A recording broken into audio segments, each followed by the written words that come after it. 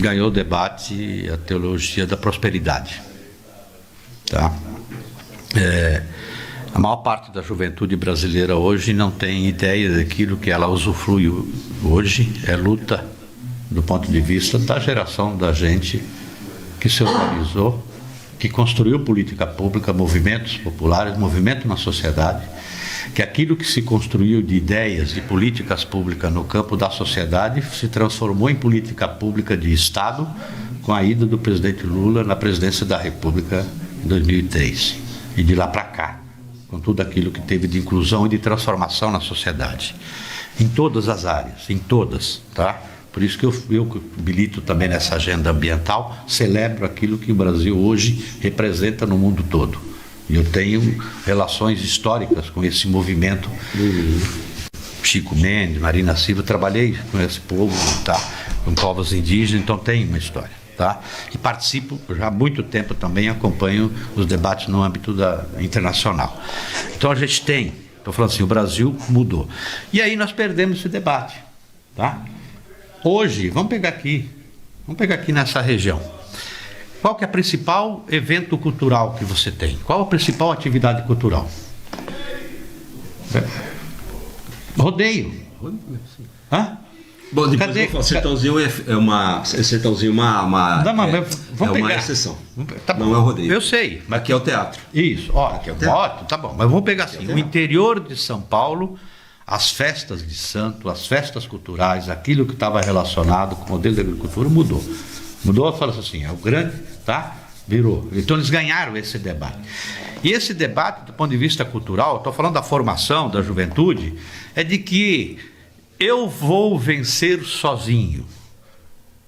E tudo aquilo que eu recebi de benefício é meu esforço ou veio de Deus. Então as pessoas não têm mais uma preocupação. Elas não entendem que para resolver o problema dela, ela precisa se colocar no lugar do outro e ajudar a resolver o problema do outro, porque quando resolve o problema do outro, está resolvendo também o seu problema. Entendeu? Essa é a concepção que estou falando assim. E que é a formação de gente humanista, de gente que sabe que veio para o mundo para viver em sociedade. Eu quando eu debato com os liberais, os liberais do ponto de vista econômico, eu estou falando, tá? Que acha que tudo vai resolver no mercado, tudo, eu falo assim, então pega o seu negócio, vai lá para Marte, vai lá para a Lua, leva o seu negócio lá e quero ver se você vai prosperar. Você tem que ter compromisso com a sociedade, tem que ter relação com a sociedade. Por isso que quando a gente fala assim que o papel do Estado, o papel do poder público, o papel das instituições, tá? Ele tem um papel fundamental para você direcionar, não é o mercado, não é as coisas que vão resolver. Então isso está na base da formação de que as pessoas precisam saber que precisam se relacionar, construir relações de compromisso, para conviver na comunidade, para conviver na rua, para conviver no Estado, na sociedade, na humanidade. Então, são esses valores que a gente precisa retomar, né? Que na nossa, por uma razão muito específica naquele momento, tá? A gente vivia no período da ditadura militar, e, portanto, tinha que reagir a uma coisa daquilo. E ali nasceu um movimento muito importante, que fez transformações.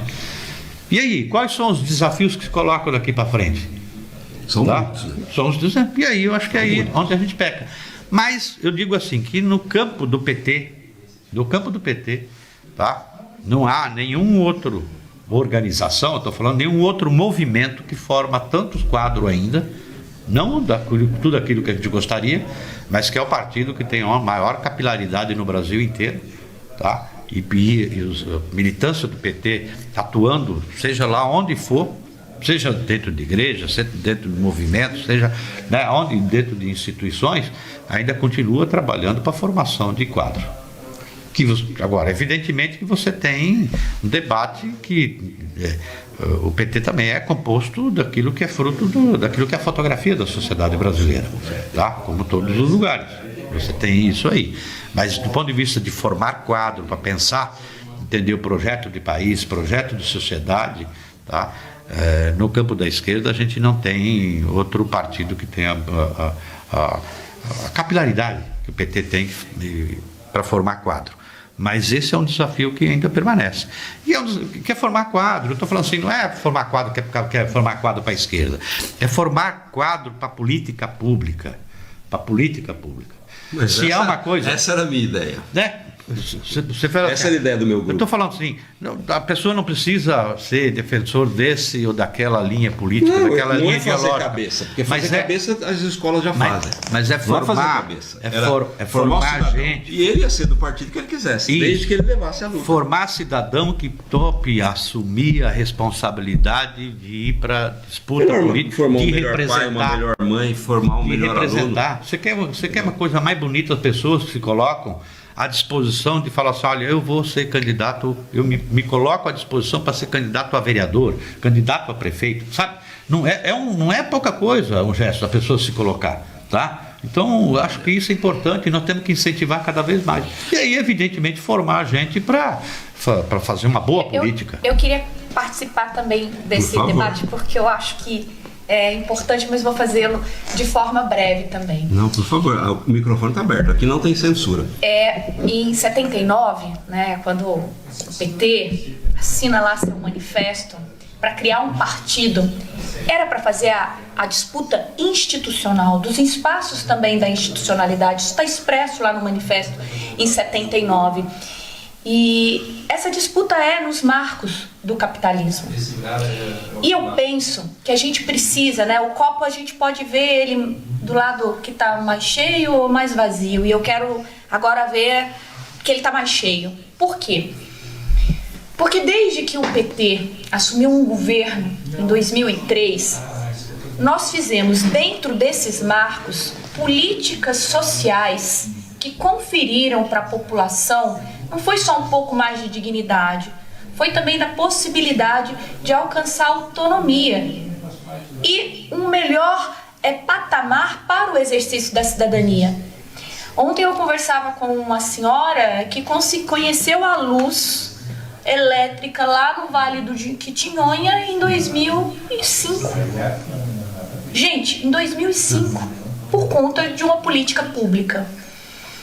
A partir daí, investiu-se também mais na educação. A gente pode até discutir se a escolha foi correta ou não, de ao invés de pensarmos em expandir só campus, né, das universidades públicas, ter feito isso através também do sistema privado, porque isso foi uma escolha política. A gente queria acelerar a possibilidade de acesso do jovem ao ensino superior, ao conhecimento, né? E eu sou fruto da universidade pública, eu sou unespiana também, e a universidade me abriu a cabeça, muito ao contrário do que as pessoas pensam. Ela não me catequizou, ela não me doutrinou. Eu conheci todas as vertentes de pensamento possível, sou uma apaixonada pela filosofia e pela compreensão da condição humana dentro da sociedade, e a gente conseguiu avanços. Mais jovens chegaram à universidade, acessaram o conhecimento, tiveram a capacidade de se pensar em relação ao mundo, e a gente viu que esse sistema, obviamente, ele é refratário a isso.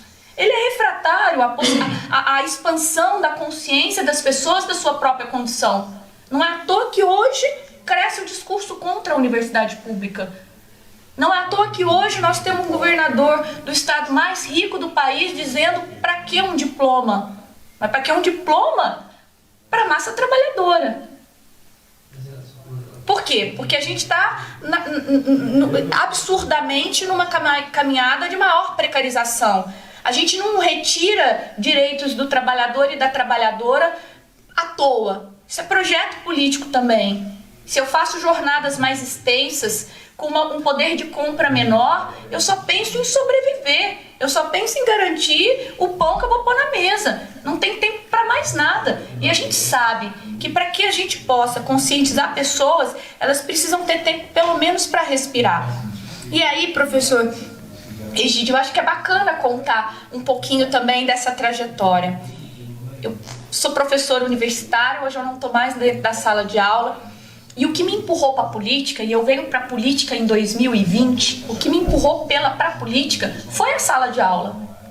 Eu tinha alunos que eram trabalhadores e trabalhadoras, chegavam de uniforme na universidade, muitos aqui de Sertãozinho, né? Que eu tenho orgulho de dizer que tem advogados aqui que dividiram a sala de aula comigo, cansados. Quantas e quantas vezes aluno cochilando falava assim, lava lá o rosto, eu sei que tá difícil, mas vamos apostar. E chega num momento que eu olho e falo assim, peraí, esse mercado não vai dar para eles o que eles estão buscando, que é uma condição melhor de vida. Porque a gente chega 2018, 2019, uma precarização tamanha, com a deforma trabalhista, a deforma previdenciária. A gente está falando do futuro também dessas pessoas. E conversando com os alunos, eles falaram assim: professora, eu tinha um aluno que era do PT e que era militante. Ele fala assim: professora, você não acha que está na hora de você fazer isso em outro lugar? E é assim que eu chego formalmente ao PT. E eu fui para o PT para fazer formação política. Aquilo que eu fazia dentro da sala de aula, eu queria fazer nos espaços da informalidade. A educação libertadora em espaços também informais. Por quê? Porque a universidade estava ficando refratária. A universidade não queria mais sociologia, antropologia, filosofia, né? Então, vou para lá e acabo numa campanha, porque a gente precisa também preencher cotas, né? Precisa de mulheres, e mulheres precisam participar mesmo. A gente tem muita contribuição para dar, e contribuição em todos os sentidos. Eu quero discutir economia, eu quero discutir tributação, eu quero discutir a vida política de uma forma ampla. Então eu acredito que nós avançamos muito, e esses avanços, obviamente, encontraram e continuam encontrando resistência, mas nós resistimos também, não damos nenhum passo atrás e vamos avançando. Eu queria lembrar uma coisa. Primeiro, falando da cidade de Sertãozinho, aqui, muito diferentemente, eu espero que vocês venham conhecer, nós temos 2 mostras de teatro. Sim. Nós temos uma feira do livro coligada com a maravilhosa feira do livro de Ribeirão Preto. Se deve a um cara chamado Américo de Souza, que há mais de 40 anos ele resolveu criar 3 grupos de teatro: o Gravatá, o Rabugentos e o GTI, Grupo de Iniciação ao Teatro. Nós temos hoje mais de 600 crianças, toda terça, quarta e quinta, tendo aula de teatro, aprendendo a ser ator. Não para poucos deles vão virar ator. Por exemplo, tem um cara que hoje apresenta o Fantástico, Mariano Silvano, que saiu daqui, o Tramontina, que faz elogios aos grandes professores, porque Sertãozinho é uma cidade de excelentes professores da escola pública. Eu sempre falo isso, eu sou da escola particular, porque quando eu terminei a faculdade, o Paulo Maluf, como eu fiz Ciências Sociais primeiro, depois História, o Paulo Maluf, não querendo a esquerda dentro da escola, ele proibiu a aula de Sociologia e eu não podia dar aula de História. Depois eu fui fazer História, mas aí eu já estava nas escolas particulares e de novo eu fui tentar, na época era de esquerda, fazer entrismo nas escolas. Então, primeiro que nós... E você sabe que esse teatro do Sertãozinho é dinheiro público estadual, porque o grupo de teatro ganhou um concurso nacional e hoje nós temos um dos melhores, ele está entre os 100 melhores teatros do Brasil. Ele tem uma acústica perfeita, ele tem um palco gigantesco, porque teatro é outra coisa que eu estudo, né? Eu li dos gregos, tudo que os gregos escreveram no teatro. Até 1970 eu estudei. Tudo que você falar, Erwin Piscator, Bertolt Brecht, Shakespeare, eu li. Shakespeare eu tenho orgulho de ter lido toda a obra dele, inteirinha, os 37 livros. A outra coisa, aí agradecendo a ela, é a questão de distância. Eu trabalhei um milésimo, sim, dentro da Contur, onde foi pensado tudo isso a partir de uma moça chamada Eusiane Sandrin, que é maravilhosa.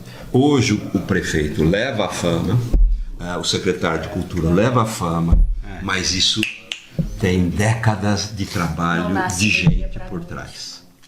Décadas, né? Para eles conseguirem fazer Sertãozinho. Porque para o governo federal, Sertãozinho é cidade turística. Para o governo estadual é instância turística, porque não tem nada acima. Mas para o governo federal é uma cidade turística. E dizer que saí do PT, fiquei uns anos fora e hoje eu sou um liberal, gosto do liberalismo, acho que, não vou discutir isso com vocês, não é o momento. Há saídas humanitárias dentro do liberalismo, dentro do liberalismo. Há propostas, mas vocês não vieram para discutir isso aqui. Eu queria que ela falasse um pouco de feminismo para a gente acabar o programa, porque já se passaram 5 minutos e a gente precisa terminar. Então, fique à vontade para falar e depois o senhor fala à vontade. Bom, muito bom. A gente está também numa caminhada aí pela luta, né, contra a violência contra as mulheres, né? Não tem lugar seguro para as mulheres hoje, né, nessa sociedade. A gente corre risco em casa, a gente corre risco na rua, no transporte, no trabalho, e as formas de violências e violações são as mais diversas possíveis, né? A nossa integridade moral, psicológica, sexual, a nossa liberdade. E isso tem muito a ver também com o avanço que a gente faz na participação da vida política da nossa sociedade, né? E sei que é muito duro, né, virar para as mulheres e falar, olha, resistam, vamos em frente, porque isso é feito com muita dor, com muita cicatriz, mas a gente tem esse compromisso também, nós mulheres que estamos aí na dianteira, e não é só na busca de espaços políticos, é na busca de todos os espaços, desde o doméstico, para que a democracia e a participação das decisões também da vida doméstica sejam compartilhadas e não impostas só às mulheres. E a gente quer que também o trabalho de cuidado seja reconhecido como trabalho, como ele de fato é. As pessoas não têm ideia do que é o esforço físico, psicológico, emocional e mental do planejamento da vida diária de toda uma família. Então, quando fala assim, olha, a dupla jornada da mulher, geralmente se pensa só naquilo que é visível, né? Que é sair para trabalhar fora, voltar, limpar, cuidar dos filhos, fazer comida em casa. Mas existe um outro trabalho que ninguém se atenta, que é o trabalho da gestão mental. A gente está fora de casa e pensando, nossa, que horas que vai sair o almoço, que hora que o marido chega, tem que sair que horas amanhã, peraí, amanhã eu saio cedo para fazer política, deixa eu ver se tá tudo ajeitado em casa para que eu possa fazer isso, né? E cada vez que a gente expõe esse cenário e diz, a partilha das atividades humanas, seja dentro do lar, seja fora dele, tem que ser compartilhadas em condições de igualdade. E toda vez que a gente diz isso, que a gente diz o básico, a violência aumenta. Porque ainda há uma percepção no imaginário das pessoas de que a mulher tem certas inaptidões para a política, para a economia, para discutir grandes temas que são considerados masculinos, e tentam ainda justificar isso do ponto de vista da biologia, o que para mim é um assombro. E toda vez que alguém discute, né, do ponto de vista da natureza, eu digo assim, na natureza existe diferenças, as desigualdades só existem na sociedade. O homem é mais forte, por isso, nem vou discutir se é ou não, mas se fosse, é para isso que a inteligência humana tem que estar a serviço da igualdade dentro de uma sociedade politicamente organizada. É por isso que a legislação do trabalho proíbe que homens e mulheres carreguem com sua própria força física pesos acima de determinado. Vamos inventar aí um carrinho, uma balança. Então a inteligência humana tem que dar conta de fazer com que as diferenças não sejam, né, razões ou justificativas para que no seio da sociedade se perpetuem ou se criem desigualdades. Então, sou uma mulher na política, sou uma mulher que me vejo capacitada, legitimada para qualquer debate. Obviamente, aquilo que eu desconheço, eu estudo, adoro estudar, adoro ler, e sei que nós, mulheres, temos muito, muito, muito a contribuir para melhorar a sociedade. E eu espero que a gente tenha a oportunidade de discutir modelos de sociedade, modelos econômicos em outras oportunidades também. Por favor. Professor, por isso que eu tenho orgulho da melhor vereadora que a gente tem em Ribeirão Preto.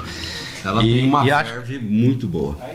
Não, mas a atuação também da vereadora Perla lá mostra claramente a diferença que faz. Inclusive, recomendo às pessoas acompanhar, verificar, inclusive, verificar os projetos que ela apresentou lá e as falas dela, a articulação que ela faz lá dentro. Mas na linha dela, eu primeiro agradecer aqui a oportunidade de vir, quero vir uma outra oportunidade para a gente conversar. Vocês estão com, eu tenho... Mas Mas quero aproveitar, na linha da que a Perla falou, é importante a gente fazer um debate. Nós estamos em pleno século XXI, com todo o desenvolvimento tecnológico, todo o debate aí sobre os recursos das terras raras, os minerais estratégicos. E por isso que quando a gente faz esse debate mais estratégico daquilo que nós precisamos pensar na soberania nacional, enfrentar esse tarifaço, os interesses, inclusive, dos Estados Unidos, e quando a gente junta esses debates com, por exemplo, o fim da escala 6x1, tá? E aí dialoga com isso, como a Perla fala, porque a maior parte das pessoas, inclusive, que trabalham 6 dias por semana e só tem um dia para poder cuidar da vida, para ir rezar, para cuidar da família, para ir no mercado, para fazer lazer e esporte, a maior parte, inclusive, são as mulheres. E nós, na sociedade brasileira, ainda não reconhecemos socialmente nem economicamente essa segunda atividade das mulheres, que é a atividade do cuidado, tá? Estou falando que são das mulheres, porque são poucos, muito poucos os homens que não tomaram vergonha ainda de fazer, né, de trabalhar, de ser parceiro, entendeu? Nas atividades do cuidado da casa. Estou falando porque é um debate, por exemplo, aqui a gente ainda está nesse debate para tentar aprovar o fim da escala 6x1, porque as pessoas precisam ter mais tempo para descansar, para cuidar da vida, trabalhar menos para viver mais. Tá? E outros países já estão discutindo, inclusive, como é que valoriza economicamente esse trabalho. Então, são questões que a gente precisa debater no âmbito nacional, mas que tem a ver no cotidiano. E muito obrigado pela oportunidade de vir aqui para o Sertãozinho. Eu já tive bastante voto aqui, tá? Então, por isso, também é o meu compromisso, quero continuar caminhando com vocês aqui, tá? E muito obrigado pela oportunidade dessa conversa aqui, principalmente com essa companhia aqui da professora Perla Miller. Obrigado. Eu agradeço ao meu querido telenauta, à minha querida telenauta, a paciência. Penso que fizemos um belo debate e só pode ser feito se nós temos um telenauta, uma telenauta inteligente, porque senão essa conversa não fluiria, né? E se isso existisse mais fortemente no mundo, um liberal que entende a esquerda, uma esquerda que entende o liberalismo, nós, os liberais, podemos até ser feios, mas não somos bicho-papau, né? Estamos abertos ao diálogo, é essa a minha ideia. Eu quero formar frentes de mulheres negras, eu quero formar frente de gente da minha idade para lutar pelos seus direitos em quaisquer partidos. Vocês estão convidados, os microfones aqui são abertos, ninguém aqui censura nada. Muito obrigado, foi excelente. Passe o final de semana com a sua família. Obrigado. Obrigado. Falou.